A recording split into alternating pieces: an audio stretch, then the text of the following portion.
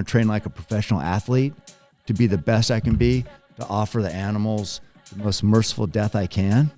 And, it's hard. You're killing an animal. There's a lot at stake. And it's life and death, literally. So I take it very serious. It's not something it's not a hobby for me. It's not just, it's not like bowling. I'm going to do this instead. It's not a sport to me. It's what I train for, and it's who I am. So I take it serious, and I train like an athlete.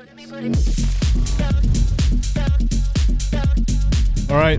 Well, as you guys see, Angelo has been replaced permanently by somebody cooler than him. This is another hunt podcast. Well, it could be, but I think it's more than that too. I think we got a really diverse individual here. So, COMM-MAYHEM, man, it's an honor to have you here. Heck yeah. Truly, and I don't want to jump too far ahead. So I think the first thing for me, and I guess it's obvious when you dig in, you get to know you guys better. But like, how did this come to be? Like, how'd you two link up? Was it Instagram? Maybe it must be. I think it was. Yeah, man, I can't even remember. I can't even remember now. It's been a couple years. Yeah, a couple years ago.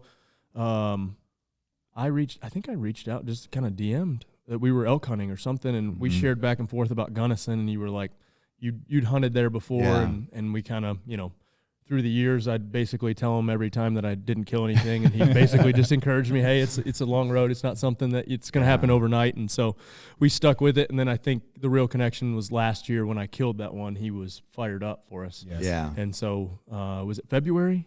We came out and we just literally ran me and Scott into the ground and had a ton of fun. And so I think we found out you were coming to Nashville, and we were like, hey, why don't you come over? It's about an hour, and had some fun this morning too. So it's cool, man. It's something I've, like I said, leaned into and learned a lot just watching your stuff and listening to you talk about elk hunting and, just staying at it basically. Because it's not something that happens overnight, and I think that's why I like it so much. And it's been so hard for me.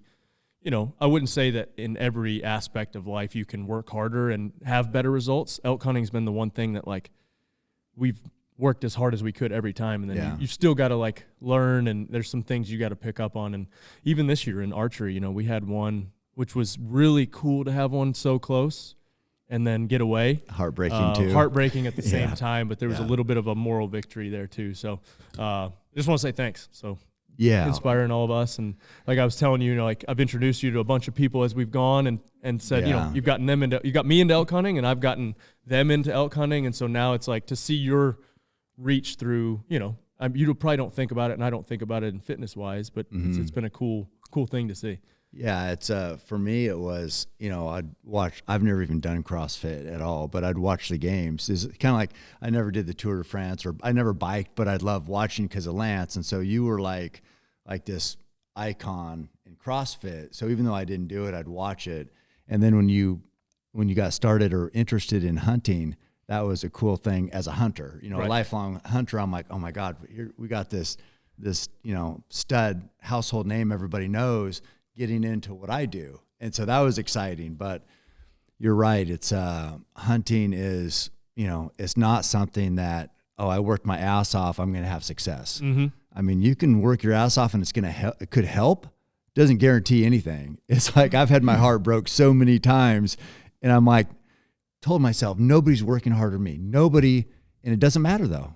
You still have to get that one break and then capitalize. So that's the hardest part for me. And that's the hard part too, is you get that one break and you mess it up and you're like, was that my break? I know. And then it's such an emotional roller coaster. Usually we'll go out for a week at a time. A couple times this year we re-upped. But man, it's just such a roller coaster. You have those, those days where it's this is awesome. And then you have a day where you see nothing, hear nothing, and you think to yourself, why am I out here? What am I doing? And then you get that one little hit right before dark, and you see some way off, whatever it is, if you're glassing or whatever, or hear something, you're like, oh, I'm back in it.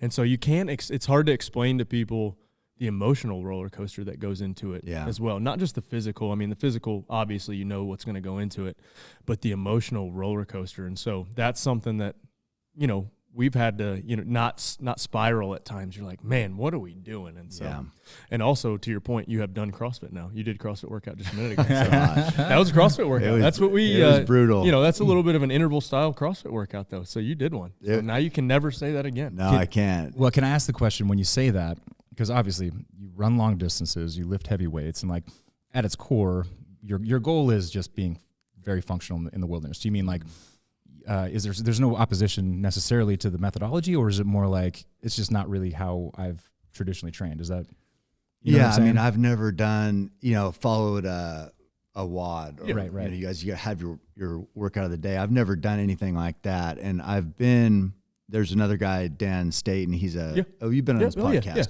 Yeah. So he's been a big CrossFit guy. And it's like, we've worked out together, and maybe I have dabbled, like kind of if he came up with something, but we haven't worked out very much. I think maybe at like an ATA show.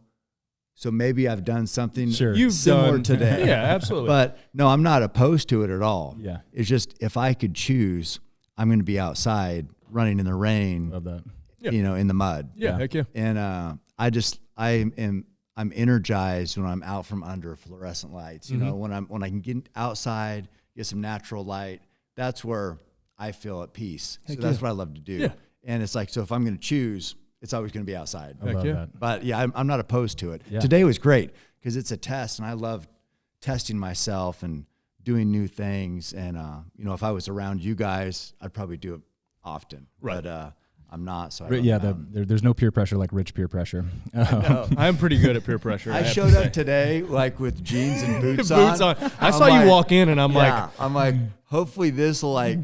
And so you got any workout stuff? And I'm like, dude, I did bring it. When he's not here, I'll give you my whole list of, the weather wasn't right. I had some emails to answer. I don't know. None of it works. You know how you tell yourself one thing, but then you I kind of wanted to work out. I kind of didn't, but I just did. Needed that little But push. so I had my stuff just in case. Yep. And I'm so glad we did. It's just like the Joker. All it takes is a little push. That's that's what it is. So I had my stuff, but I was, been kind of banged up, and I'm so grateful that we did it because it was tough. Well, and you're the same way I am. Like, once I get in that, I might wake up and I'm like, oh man, I'm just a little sore today. I don't know if I'm gonna do something, but man, as soon as I just need that little hit, and and I think we talked about it on your podcast. I think there is some substance abuse, and I think fitness, that hit or high that I get from working out is something I have to have. If I don't have it, I'm just a miserable person to be around. And my wife's finally figured that out after 12 years. She's like, you're being a jerk. Just go work out. And so I'm like, all right, thank you. And just a bump to get my head straight. Right, exactly. You just need that. You need the caffeine. You need the workout. Well, and knowing him, it's obvious, right? Like, it's hardwired in. Like, were you always that way, or did you always have to move? Like, I mean, clearly the amount that you run in a day, 20 plus miles, sometimes a marathon a day, right? Yeah. I mean, is that from the womb? You were like driven, athletic, and had to move? My dad was an athlete, and I never really was. I mean, he was a track athlete, so he wasn't around because they got divorced, my mom and dad, and so probably was I don't know. I never really followed the track path, so it's like maybe there's something that back to try to get approval or whatever type thing. But I did football, basketball, baseball in high school, and then got into running afterwards. And now, since then, I mean, I pretty much have to. Somebody could give me all the riches in the world, whatever anybody would want to be happy, and it's not going to affect me at all. But if I get outside and move and do something, I'm happy. That's all. Yep. I don't need money. I don't need anything special. Just let me get outside and train. Give you some freedom. I mean, that's all I want. Yep. I have everything in my life that I want. But without that, I'm not satisfied, or I feel a little empty. Yeah. Man, I'm so tempted to jump way ahead where I wanted to go. But I guess one thing that I wanted to stay on while we're talking about fitness and the excitement of having Rich in. And should we just, in case some of our listeners don't know who Cam is, on the off chance? Legendary. I think we've gotten rid of everybody that doesn't hunt at this point. I hope not. I hope not. I actually hope hard into hunting for sure. We took a hard right. I would not say hard left. Yeah, but my hope is that people that are well-spoken and really educated and have a strong background like yourself help to. I think there's a lot of people who follow Rich and they follow fitness, and they're interested, or they're on the fence. And then when they can hear different input, like we'll get there. I love the way you talk about archery. I love the way that you talk about the outdoors. So I don't think that we've scared her. No, I sure hope that we haven't. kidding. Like, I hope that actually we could win some people over Yeah. and without trying to beat them over the head with it. But anyways, Cam Haines is a renowned endurance athlete, a backcountry bow hunter, and an author now. I want to talk about your new book. Looks amazing. Entrepreneur, podcast host. But more than anything, I love the way that you say that you're or I don't know if you coined this or someone else said it, but you're a bow hunting athlete. Mm-hmm. And so is it fair to say that you're really the first person who's brought high performance into the outdoor world? You're certainly the name that I think of when you're like, wow, who mixes training with outdoors? Yeah, I mean, there's people that I followed back in the day. Like if you look at, there's an old book, I think it's called The History of the Bow and Arrow maybe, but there's some, Pope and Young is the bow hunting record book. So if you kill a big animal, you can get it scored for Pope and Young. And that's, those are two guys, last name Pope, Saxon Pope and Art Young. So there's a book that I think one of them wrote or somebody wrote about them. But anyways, it's from, let me think how many, 80 years ago. And they talked about training their bodies down to rawhide and sinew. So they talked about that. This was 80 years ago, but they were badass bow hunters and they knew to be fit is going to help you bow hunt the mountains. But you get into like the hunting culture, and there's a lot of people who maybe in this area of the world, you go sit in a tree stand, you don't have to necessarily be fit, right? So if you look at the hunting landscape of our country, most of the hunters are down south here in the east. And that's you don't have to be physical to do it. So when you get that culture embedded in, hey, we hunt, we go on the weekends, we, go for a hunt, maybe have beers afterwards. Training doesn't really fit into that. But out west where I'm from, where the mountains, they're unforgiving. They will break you if you're unprepared. And there's been plenty of really tough men get broken in the mountains, especially when you're trying to bow hunt them. So, no, I didn't invent it because, as I said, Saxon Pope and Art Young, they talked about it. And then there was Fred Bear. And then there was a guy, he died a few years ago, but he was editor of Bow Hunter magazine, Dwight Shue. And he did triathlon. Me and him actually ran the Boston Marathon together in 2008. Yeah. And he was like a mentor, or not a mentor, but somebody I looked up to, and he trained. So I didn't invent the approach, but I definitely have got a lot of attention for it. Yeah. And some people might, want to take a shot at me saying, oh yeah, guys have been doing this and you're not, so what, you train, you don't have to run marathons. It's like, whatever. I'm not telling anybody what to do. I'm just saying what I do. I'm not saying I'm the first to do it. I'm saying I look at my approach and what I do, and I want to train like a professional athlete to be the best I can be, to offer the animals the most merciful death I can. And, it's hard. You're killing an animal. There's a lot at stake. Absolutely. And it's life and death, literally. So I take it very serious. It's not something it's not a hobby for me. It's not just, it's not like bowling. I'm going to do this instead. It's not a sport to me.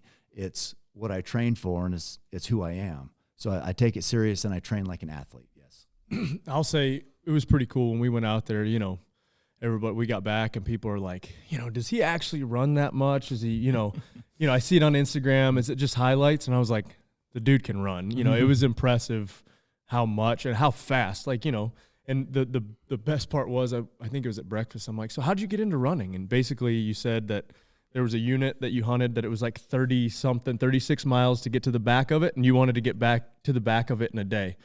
And so to me, jokingly, I'm like, he's just like Forrest Gump. Like one day he was like, I just started running. And then I'm like, so do you do intervals? You do whatever? And he's like, no, I just run. And dude can run, which was super impressive and a testament to like what you practice, what you preach. And it was really cool. Like I said, that when we came out, I got back and people were asking, does he actually run? And you do.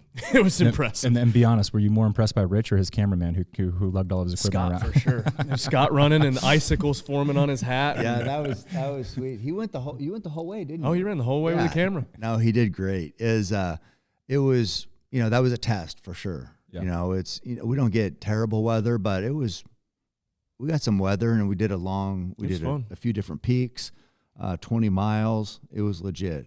So I was impressed. I'm not impressed because I know to do what these guys, especially Rich, does at that level, you're tough. You know, so I wasn't surprised by that. But Cam's just running with his phone and like, hey, I'm like, don't ruin your workout. Take off and leave us. Come back. He'd come back and check on us. He's like, I'm going to peak this hill like 3 or 4 more times. I'm like, you do you, bro. Oh, I didn't realize that. Oh, dude, he was smashing. Oh, it was smashed like us. running with dad. Yeah, He was just basically.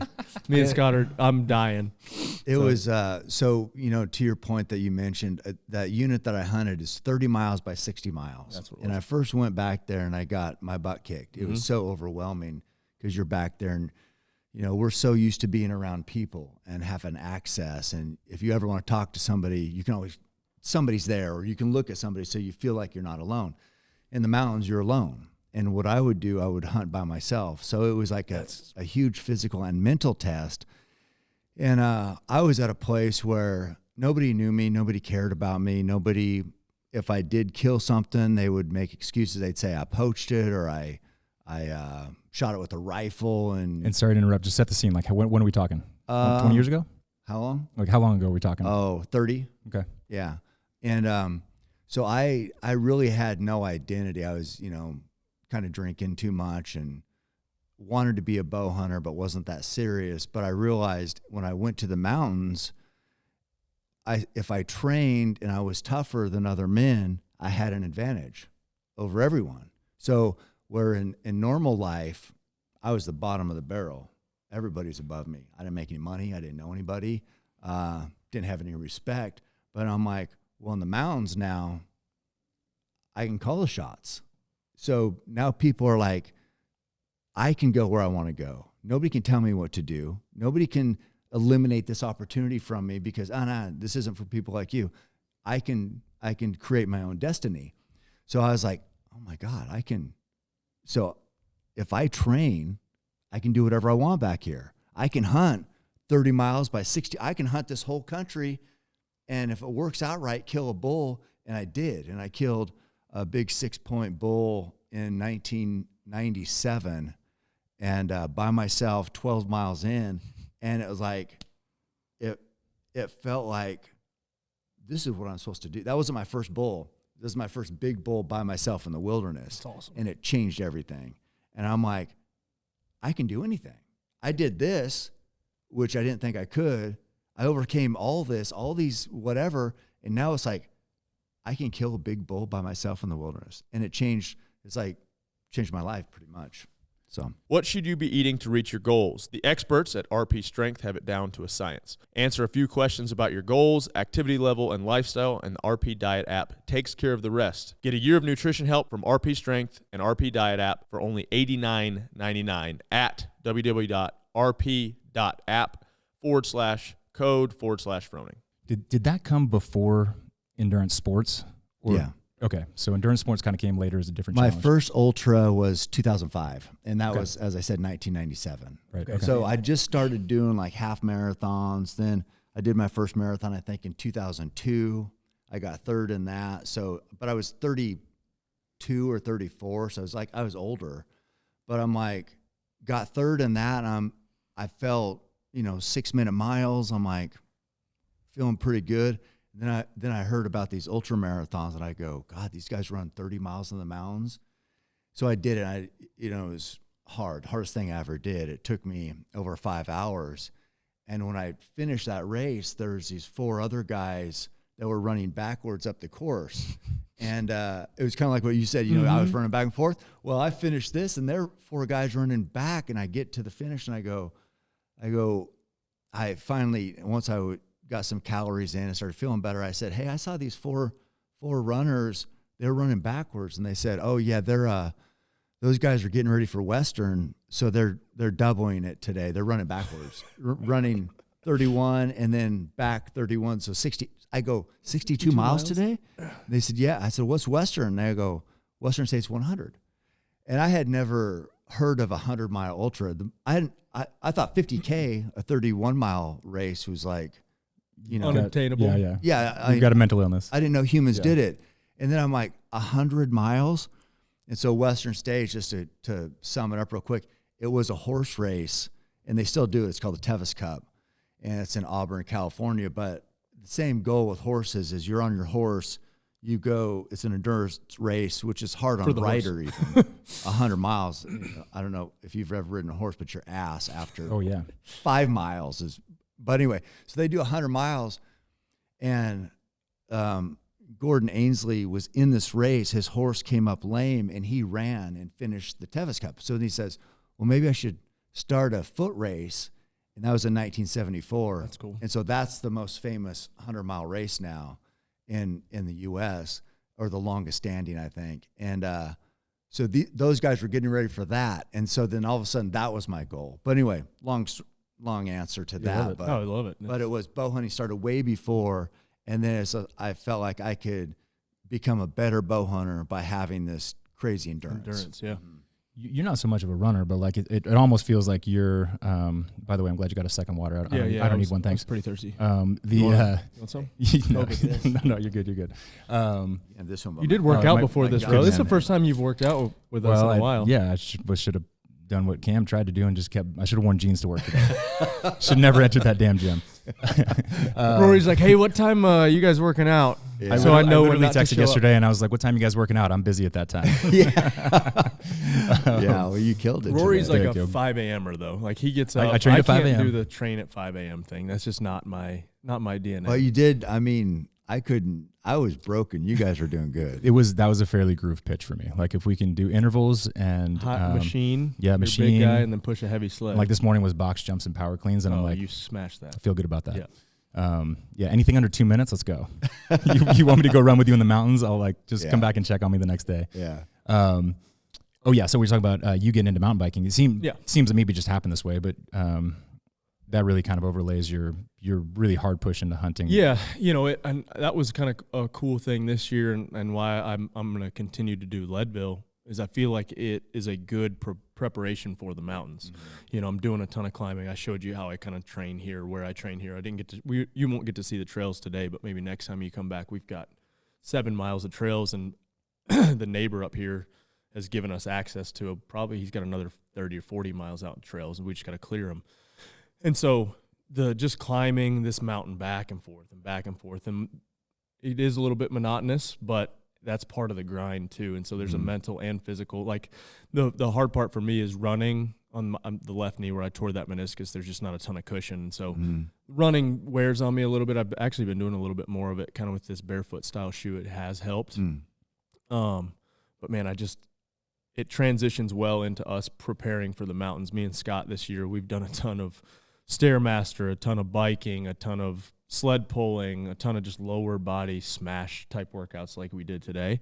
And man, it just feels like when you get out there, at no point are me and Scott aren't thinking, oh, we're not going to go over to that ridge because we're going to have to, 1, get there, and 2, we're going to have to get the animal off there. And I just like that feeling of knowing, hey, I'm going to go wherever I need to go to make it happen. And so, after reading your book and reading those things and hearing you talk, it's been an inspiration for us to be like, hey, I want to be as prepared as I can for the animal, for myself, for, when I get out there. This is not that it's easy, because you get in those mountains and there's times, like I said earlier, at one point I looked back and Scott is laying on his side punching the ground because as we're going up with no packs, this was with no packs. And then at one point, me and Scott this year, we packed out a hind and a shoulder, and you're fine, and then all of a sudden that weight gets off, and then I just kind of rolled over to my side. Scott has a video. He caught it too late, and I'm just laying on my side. Yeah. I'm like, turn the camera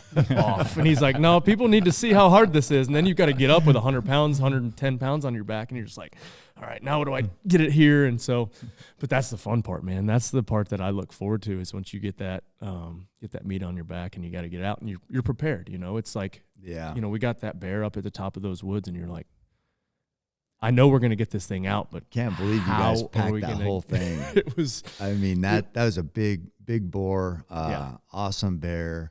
It's like, I love seeing your journey as a hunter, because yes, you prepare. It's probably the biggest reason, your physical ability, obviously that's God given, but I feel like you train. I don't think people knew probably how hard you trained back in the day, or how often you train. And so it's that volume that you did. but so you've taken that same mentality into hunting, into training.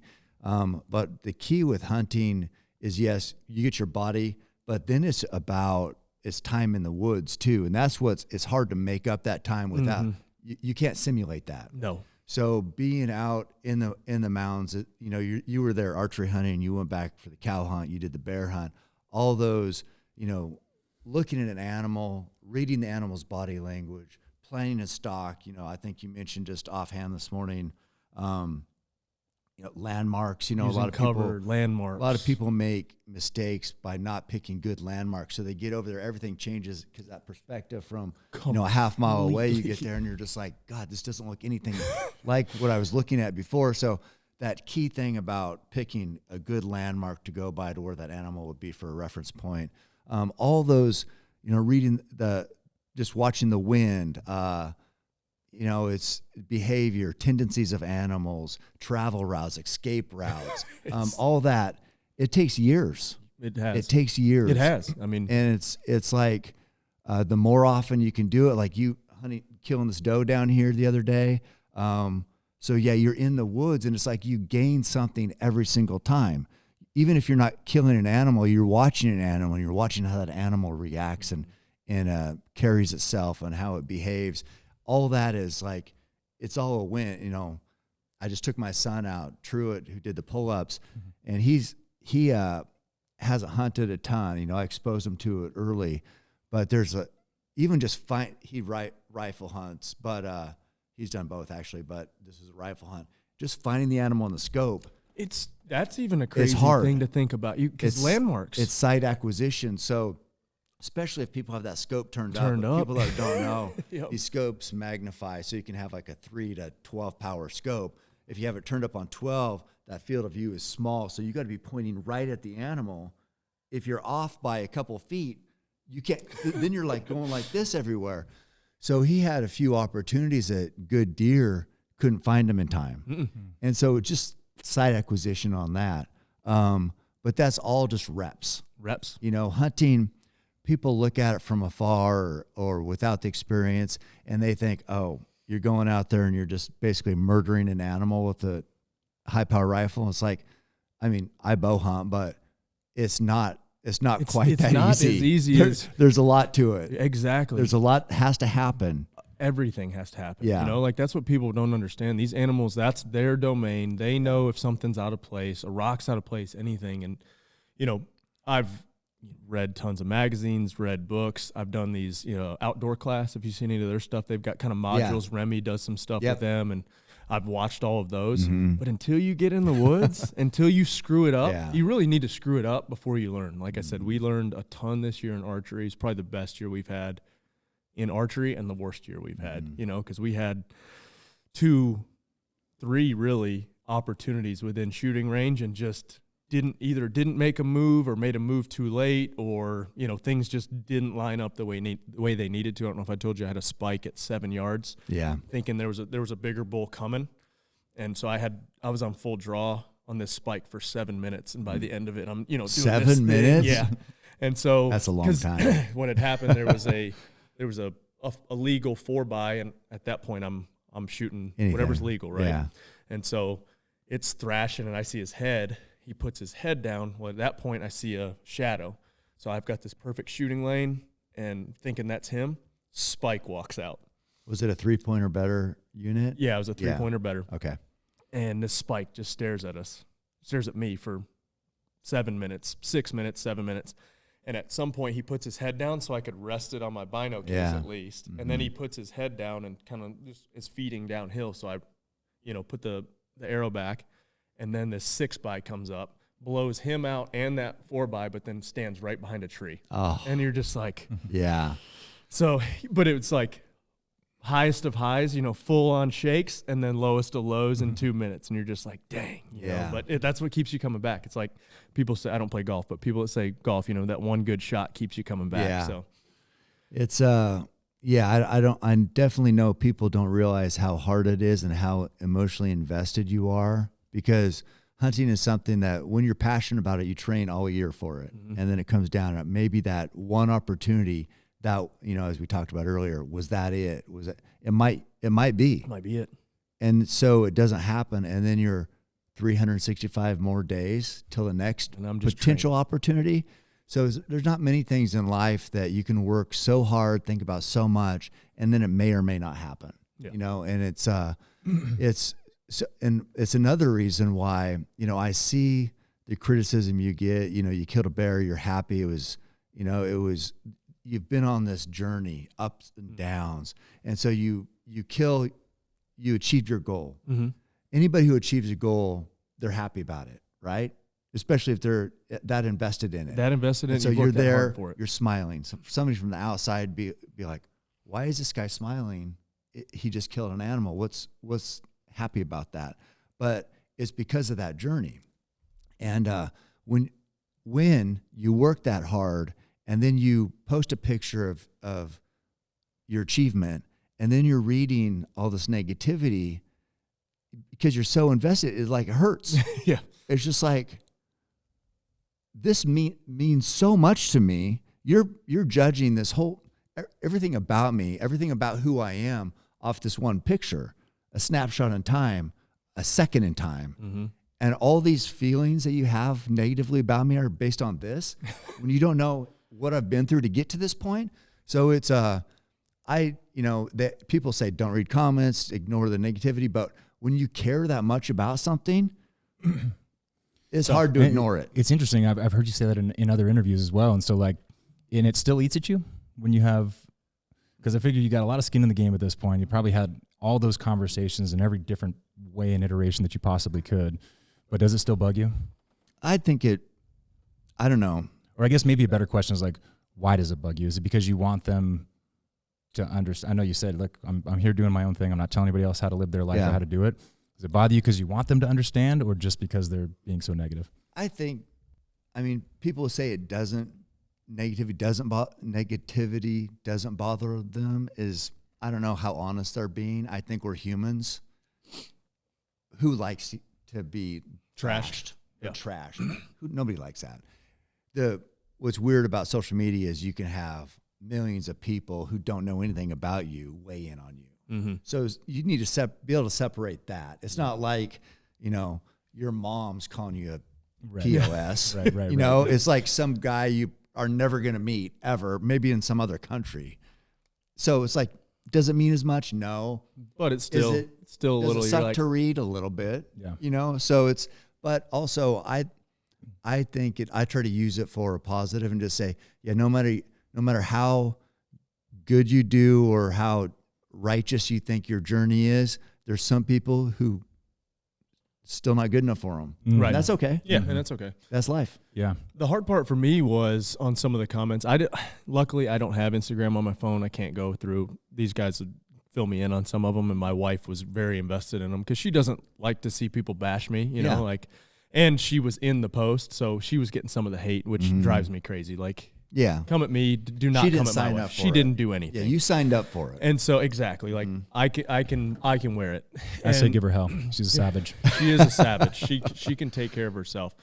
But the fact of people not reading what I said in the post, immediately people, oh, you're a trophy hunter, you're this, you're that, and you're like, I said in it. You wouldn't even eat a bear, or the uneducated of, hey, that bear had a family. No, that bear probably ate a cub at some point in its life to get another female bear back into, learn before you're going to, but people don't do that. No. And people aren't going to read the full, long post about how hard it was and the culmination, like you said. They don't see the backstory. They just think, with you, oh, he just goes out and kills these big bulls. He's on some, trophy. But they don't see the years and years and miles of things that you've done to get to this point. Yeah. And so everybody wants to, discredit anybody that's successful in what they do. And that's what drives me crazy. But 2 is 1 and 1 is none. The Airwave Mayhem Hybrid Pack gives you 1 HIIT mouthpiece and 1 endurance mouthpiece in our traditional Mayhem blue, so you're covered no matter the sport. 1 innovative technology, 2 performance-driven designs. For podcast listeners only, get the Mayhem Hybrid Pack 15% off at www.airwave.com/Froning.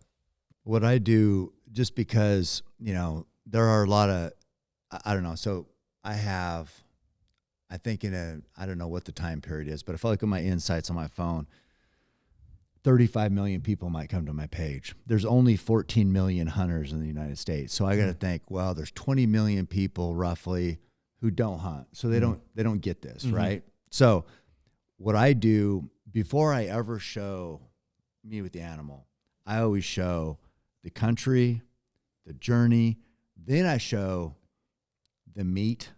Like, I'm taking every ounce off this. I show the cleanup card. And then after all the storytelling about this whole journry, then I'll put the kill up. Yeah. We're so excited because we achieved, like what I Our said, goal. Yep. that long sought after goal. We want to show the results. But it's just like I've just learned over all these years and all these people. Show the process. Let me try to explain the story again. Even though I've done this a million times, I know there's new people on here it's just, should we have to do that? No, but I will say it doesn't hurt. I was very angry at you in September. Yeah. Scott, every day, every morning we would leave camp.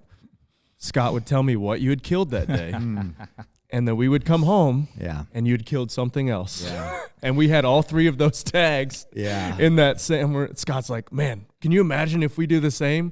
And we didn't. So I just want to go ahead and tell you thank you for that. Because Scott was tied in, and he's like, oh, now he's going to Montana. I was like, if that SOB kills something in 2 states before we kill something in one, I was going to be angry at you. I understand.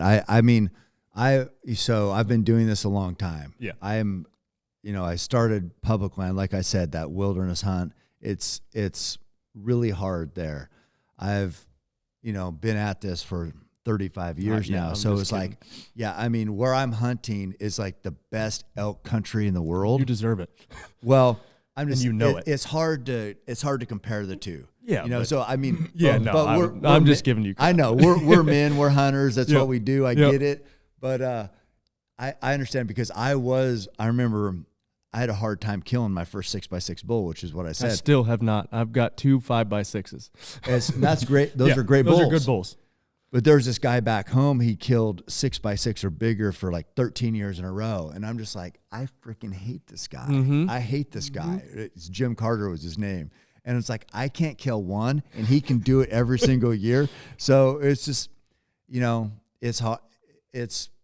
I get it. But it's fun between, But that was before you're Instagram. Happy for somebody's, exactly. That was nowadays. You're like you have your face rubbed in it every day. Every day. I'm telling you, every morning we'd wake up. Oh, Cam killed this. Oh, Cam killed this. Yeah. We haven't killed any. Oh, Cam killed. And I'm like, that son of a. I know. And but it's easy to do. Scott's not good for rubbing things in and just jabbing you in the heart. Go ahead, Scott. It was the tail ender. You were posting from Colorado, so it was the elk, the mule deer, and the bear, and then I think you went to Utah right after. Maybe Utah or Montana. But you killed like 4 things or posted 4 things while we were there for the week. So he lost we'd get back to the cabin, and I'd be like, I swear, if that SOB posts another dead animal. But no, we were happy for you. That place, I do have a good spot in Colorado, and there's so many bear. I mean, I don't know how many bear you guys see, but we saw one. One killed it. Yep. So this place, it's just for some reason the acorns were on, so that the bear were just packed in this one little canyon. I always get a bear tag because it's always an add-on. The bear and the lions are so hard on the deer and elk herd. I mean, especially where there's a lot of lions there too. I mean, we saw 4 lions. You hear that, Instagram? Yeah. You hear that? Right. Yeah, Instagram, wherever. What's my camera? Yeah. But so it's like these bear and these lions. They hammer deer fawns right when they're born. The bear will just kill them right. So basically, they're born, haven't even taken a step, and a bear kills them. It's like that's their life. Yep. Lions. That hit the cutting room floor in Bambi. You didn't see that scene. Oh, they didn't put that in there? Mm-mm. Yeah, that's on the director's cut. That's right. Yeah, extended. The extended cut. We were joking on the last podcast. We were like, we should make a true to life cartoon of nature. Oh. And you put that out there, and it'd be a lot of kids would be crying. A lot of kids would be crying. It's but no. So these predators kill a lot of prey animals, and I always try to kill a predator and I'm going back for lion because they're pretty liberal blue there. And they're going to try to outlaw dogs. Dogs and lions. Dogs are about the only way to kill a mountain lion. And they're trying to get it on the ballot to outlaw it. So I'm going to go back before that happens. Yeah, in December, and I've never killed a lion, but I feel like I got to do my part to help, and maybe if I can explain why it's important and what it takes, and these dogs are tools, not athletes, man. Dogs are athletes in hunting. Our bow or our rifles, they're a tool to Incredible. hunt, and they're amazing. They love what they do. That's their purpose. That's what they do. And so if I can help explain that story, who knows? But watching the dogs work pheasant hunting is one of the coolest things I've ever seen. Those dogs freaking love what they do. Yeah. And, the guide, there was one time this dog just snatched a bird. He's like, hey, man, I'm sorry. I'm like, dude, they're part of the team, Those dogs are cool. And just watching dogs do what they're, they're bred to do, watching duck dogs and any of that stuff, man, it's incredible. They're athletes, that's what they train to do. They are. It's, and the dog guys, the houndsmen, speaking specifically for the lions, and they run bears with them too, but those guys love their dogs. I mean, that connection is incredible. So yeah, I wanted to go try to tell that story, but it's important because we can't just hunt prey animals. We need to hunt the predators too, which, as you realize, people don't understand that. They don't understand. Same thing. Lions might even be worse than bear as far as getting backlash from people who are uneducated on it. But those two species, the lions and the bear, it's like the non-hunting public they think they're basically both extinct and like you killed the last one. Yeah, do you know Robbie Kroger? Yeah, Blood Origins? Man, that guy is sharp. We've had him on here just debunking everything. And he did a little response. I don't know if you saw that on My Bear. And just basically talking about just the facts of, because everybody put in there, oh, bears are endangered. What are you doing? And he's like, I think he said it's the second most prevalent game animal in the U.S. behind white-tailed deer. So many bears. There's so many bears. Yeah, it's he does a great job. What I posted on or commented on your post was like, I just wanted to reiterate, it's bear meat. I love bear meat. I can't wait. Great. I cannot wait to try bear meat. And so it's because people don't get it. It's like, oh, you just kill it. You're not going to eat it. It's like, who said we're not eating that? Right. That's like, so I've gotten my kids in, I haven't put this on social media because people would freak out. My kids into squirrel hunting. They're going to eat the squirrel. Like that's their rule. I say, if we kill anything, we have to eat it. And so they're all for it. They don't care. And so if they don't like squirrel, guess what? We won't hunt squirrel anymore. And so it's in the freezer right now and ready to go we have a little wild game family Thanksgiving or holiday party with a bunch of the guys that we hunt with. And so Curtis is bringing out my bear. He processes all of his own meat, so he's processing my bear. Nice. And so I can't wait. Yeah, it's a bear. Yeah, it can be great. We do a lot of like bear stew in the Instapot, stuff like that. And it's like so good, but I do pepperoni, I do summer sausage. It's not quite like a deer elk backstrap. I heard it's kind of porky, it's tasting. Yeah, I mean, it's a little fatter. Yeah. But it can be really good. And it's dense protein, which, better than any beef cow as far as nutrition. Yep. And, when you eat a bear, when you eat a predator, you get a little bit extra, a rally that day. So. A little gleam in your eye, a little bit. Chest. Yeah, it's a little natural Viagra, I think. Can't bottle that stuff. I know we'll never have enough time for this, but I feel like we started with early career, and like obviously now you're huge, right? You're I don't know what it feels like from where you're sitting, but you've got this massive influence now, and so just kind of maybe to fast forward through those, but get the highlights. Like when did that, in your mind, like when did it really take off? When did you feel like people were paying attention or the message was getting out there? You had a larger platform. I still don't feel like that. But you're very humble. Yeah, I mean, I think probably the biggest thing is,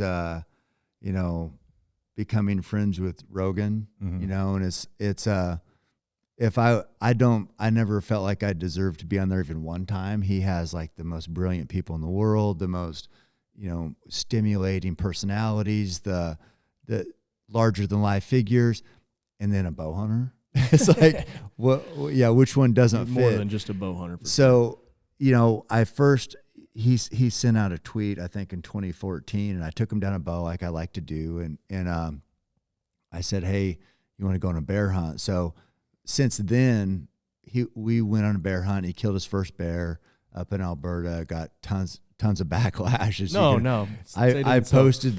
I posted the picture from camp, And then he came down for breakfast, and I said, was it okay if I put up a picture of your bear? He's like, yeah, I've heard about it already. So it was like, I put that picture up. This is before I really understood what to post, what not to post with a celebrity like that. Yeah.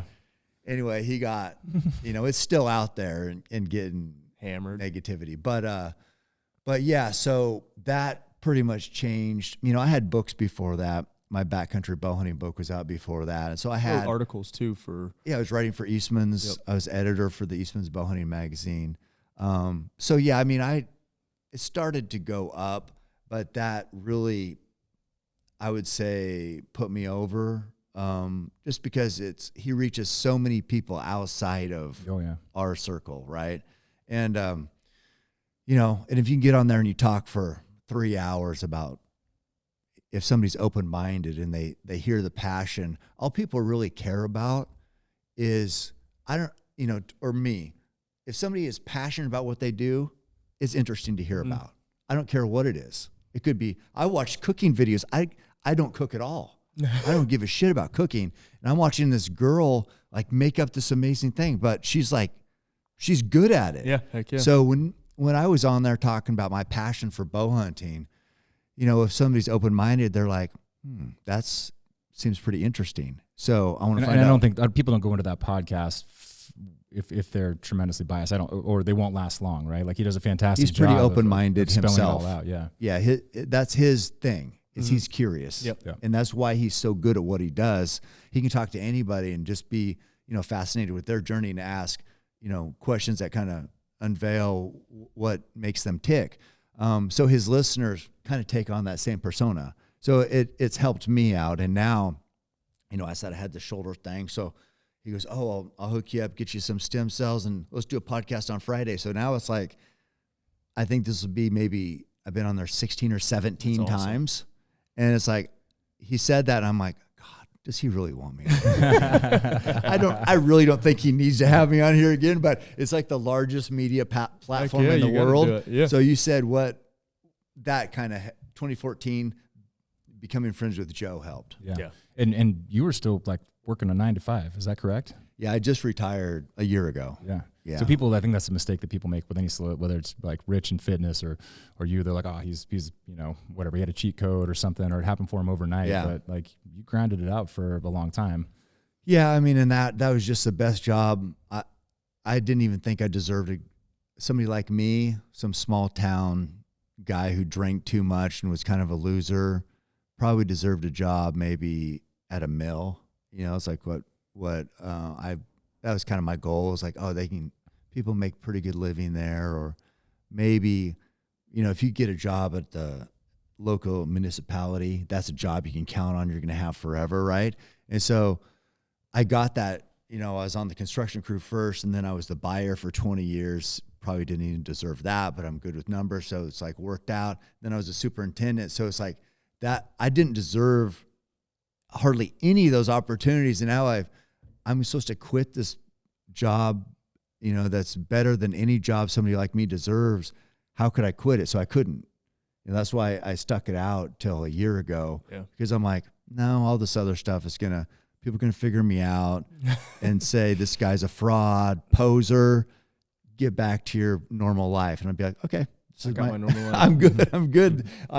You're right. I'm going to go back to it. So anyway, it was hard to quit that job as a point. Yeah. Sure. We've joked about it a couple of times. I think until probably 4 or 5 years ago, I thought I was going back to the fire department every year, which I loved working there, and Angelo still works there. But I think it was like 4 or 5 years ago, I was finally like, all right, well, I guess Mayhem can sustain us at least, because you worry about your family. And that's really what, for me, and I know this from you, is like, I got to provide for my family. That's number one. And I got to take care of my own. And what's the best way to do that? Now, with what we have, like, these guys are part of our family too. And so they're now in that, what we have to take care of. And so I admire that for sure, is like, hey, I got to take care of my own first. And then, Well, all I know is, coming here and seeing what you've built, it's unbelievable, dude. I mean, just this would be like, we got a couple gyms. This is incredible.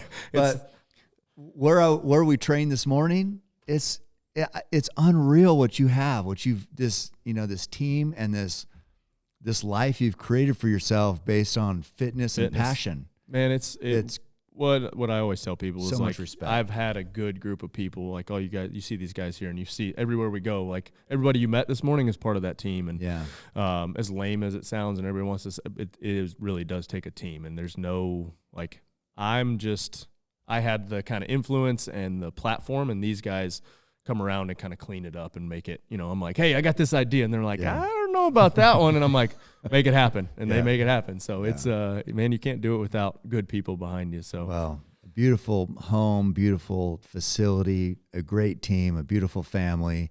You're doing something right. I mean, my hat's off to you. You're welcome anytime. Like I said, this was worked hard. Quick trip for you this time, but next time you have to come hang out for a couple of days and we'll take you out in the woods and show you some stuff. That'd be fun. I mean, yeah, today was definitely a test. It was, but yeah, I'm honored to be here. I mean, I've looked up to you for a long time, and I so much respect your journey as a hunter. And I know it's hard. I know it's like has you questioning things because, it's like I look at you kind of like Joe, where you have so much success in life. It's why would somebody start something where they're a newbie again? And it's like, it'll, kick you in the balls 100 times. And you're like, what? After why am I doing this? I've been at the top of the heap for years and been the man. And just like Joe too, it's like he's had all the success in UFC and stand-up comedy and podcasting, biggest in the world. And then to start where don't know anything, that takes a special person. That's what you've done too. It's like you've been, this icon, and now you're starting off grinding it out as a bow hunter. It's like, that's not for everybody. I think that's why people like us get along so well. It's like that's that hat on your head, and I love that you wear that thing all the time. But into the storm, man, like I've got to have something to train for. Mm-hmm. Like these guys joke at all times because we do these kind of blind you in, you're out. Like the blind in or out, you can't ask what it is. It's either you're in or you're out. Yeah. And most of the time, these guys are like, I guess I'm in. And so like we did a 12-hour mountain bike ride here. We've done 24 hours of Amarillo. We got a big crew of us now doing Leadville next year, and so. I have to, like, I'm not a huge goals-oriented guy. Like, oh, in 6 months I need to be here. I need something to train for. Right. And it's hard. Like, for me, archery season in September is huge. And so when that's over, I'm like, all right, what's next? What am I training for next? And you are very similar, I feel like, in that way of, like, your archery, and then you do endurance races. You do these other things. And so I think that's why guys like us connect well is we need hard things to do. Like, I can't. If life's easy, then it's no fun. No, easy sucks. It does. It really does. And you don't learn anything about yourself, Like that's when you get to a point where you're like, all right, I've done, that's what I got. And not that CrossFit has gotten that way for me, but it got to a point where I'm like, all right, I need something different. I need a new challenge. And that's where the Leadville came in and the hunting came in. And now me and Scott are a little bit of addicts in that, respect. We're back and forth. Scott's right there with me. We joke, and one of the guys was like, Scott, you don't even get an opinion because you haven't killed anything. And I'm like, I'd take Scott anywhere and be, all of my kills are, I share with Scott because he's the guy that I'm like, hey, what do you think? Should we go? And he's never once has he been like, I don't know, that's pretty far. So you got to have guys like that too. And so you're talking about, man, going out by yourself and doing that by yourself. I'm good if I got one other person. I just need one other person either to tell me I'm crazy or, hey, let's go. And so it's been good to have Scott out there with me and learn the same way. And then we took Ben out this year for the first time too. So that was fun. Yeah. Ro hasn't gone yet. He tolerated it. Ben tolerated it. He didn't fall quite in love. He doesn't like elk brats. He'd rather have a ribeye. Ribeyes are good. The ribeyes are good. If I could go shoot a feral cow or something, I'd be in. I think in Hawaii you can do that actually. Yeah, in Australia, New Zealand, you can. They got scrub bulls that are pretty. They're pretty. I mean, they're wily. Yeah, and they're mean. But no, I mean, I just want to say it's been an honor to be here and train with you. I mean, it's people's bucket list to train with Rich Froning, but. We've done it twice. We've done it twice together. So same for me too. Train with you. It's been an honor, and just to meet everybody here and to be on the podcast and just be, have access to your whole team. It's like, I don't feel like I deserve it, but I'm very grateful. Thank you. No, we're glad to have you, man. I know you're on a time crunch too, so yeah, it's a big deal for us, man. Thank you very much for your time. Everybody's been like behind the scenes, like, oh, Cam's coming. Hey, when's Cam coming? They just wanted a glimpse. So. Yeah, and thank you also for I'm going to win that Ford Raptor and the $10,000 on your website. So congratulations in advance. I appreciate that. Yeah. Ask him to put his name in for the good random I'll generator. let Rich drive it because I use my corporate credit card to sign. Oh, there you go. Good. Good. Okay. All right. Thanks. Appreciate guys. it, man.